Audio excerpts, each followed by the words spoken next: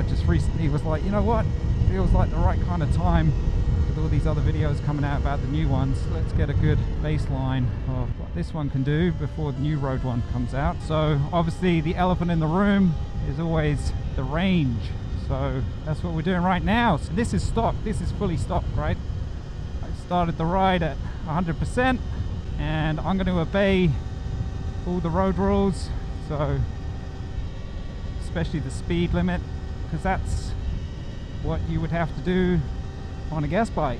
So if the speed sign says you should be doing 60, I'm going to be doing 60, 70, 80, 90. The only one that's going to catch us out is the 100 stretch. Yeah, I won't be able to get up to 100, I don't think.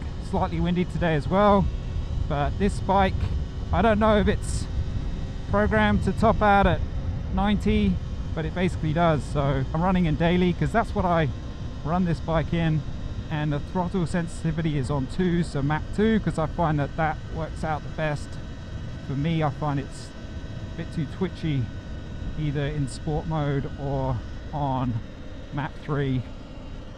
But we'll do a top speed test just here because this is the 100 stretch, so I'm going to come to a stop and then we'll see how we go. I'll have to wait for a gap anyway. Perfect.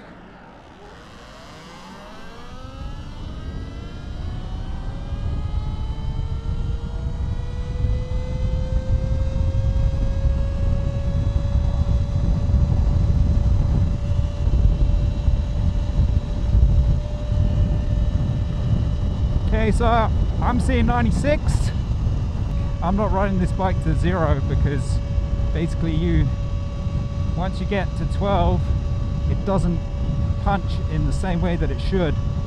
So I am gonna make this a good place to turn because my maths ain't so good off the top of my head, but 50 would be halfway of 100, and we're not going to be getting to 50. The lights just come on, so